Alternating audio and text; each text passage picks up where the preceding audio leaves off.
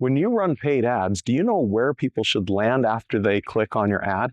If not, this video is for you. Welcome to Small Business Big Visibility. Today, we're talking within a mini-series on websites, and today's topic is all about traffic. When you have paid traffic, what do you do with it? I can't tell you the number of small business owners that I've seen that will just run an ad and drop everyone to their homepage. Is that what you do? I mean, it's pretty easy. The search engines, the social platforms, they all make it so easy. All you have to do is put your credit card in, you give them the URL you want people to land on, and it'll build you the ads. And pretty soon you're driving traffic and you feel all important and excited because, wow, I'm finally doing this. I'm paying money. These search engines, these social media platforms, they're pushing my ideal customer right back to me. Or are they? Are you getting the right people? And when they land there, are they getting the right message? I would guess that most people that are running people to their homepage are missing out on a ton of opportunity that they could be gathering if they didn't drive people to the homepage of their website. Here's why. So typically when you're running an ad, whether it's on social media, whether it's a banner ad, whether you're running ads on top of a streaming video, doesn't matter what it is, when you have an ad, there's always a message. When you have that message, it's important that that message carries through wherever the customer goes next. So what is that message that you're sharing? Are you just sharing a generic ad that, hey, we're in business, you should do business with us? Typically not. Usually there's something very specific you're talking about. So for example, maybe you're a company that does windows and you're running ads talking about how you do replacement windows. And then they land on the website, and the website is a company that does windows, yes, but they also do doors, and they do remodels, and they do general contracting. And they land on the homepage, and the main business that they promote from day to day is their general contracting business. That's a huge disconnect from the ads that you were running talking about window replacement to landing on the homepage and seeing that you're talking about being a general contractor. Not a strong correlation is going to usually cause people to bounce a little faster. Instead, what you could do is you could have a landing page. So we're going to talk just for a second about a term, landing page. Now, a landing page is wherever people land when they click on your ad. In this case, that's what it means. The definition is a little more broad, but for our purposes, that's a pretty good definition. So someone clicks an ad, wherever they land, that's your landing page.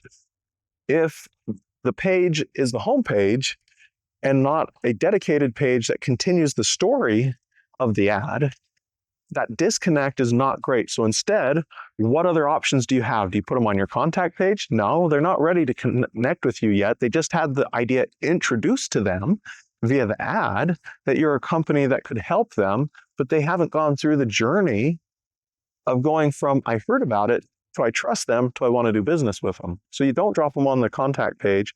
Do you drop them on the about page? Probably not, because it doesn't really tell the story of the services you're providing. So instead, you may want to build a dedicated landing page for that ad.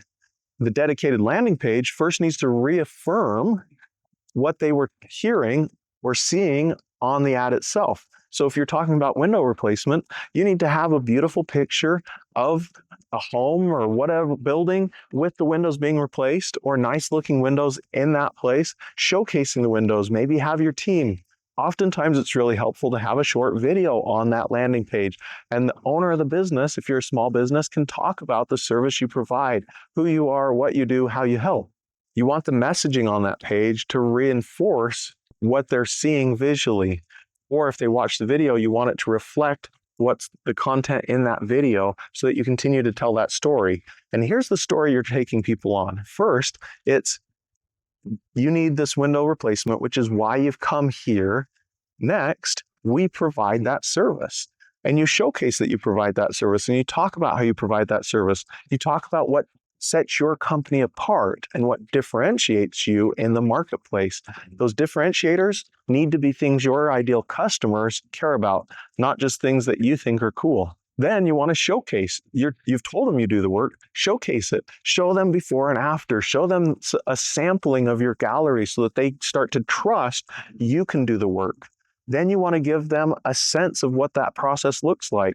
You call us, we come to your home, we do an in-home consultation, we give you a bid, You decide if it's right for you, no pressure. So give them an example of what it's like to work with you. Does it take a month? Does it take 6 months? Is it quick? Is it difficult? Is it easy? You want to make it seem like it's a pretty seamless process. So you want to identify a few of the key steps that happen. You reach out. We have an in-home consultation. We provide you with the options for your particular solution. We do the job. You're happy. An example of what that could be. Now, yours may be slightly different, but it's still that general concept. And baked into those steps are some of the differentiators that make you stand out. Then you also want to have some trust symbols, maybe some testimonials from other people. Maybe if you're certified with some bodies and organizations that matter to your customers, you want to mention that on the page as well. You want to have some call to actions as well. As people have been moving through this page, you should be inviting them to call or inviting them to fill out the form or whatever that next step is that you want them to take, whatever that action is. You want to invite them throughout the page to take that action, and then you finish out the page at the bottom with a final call to action.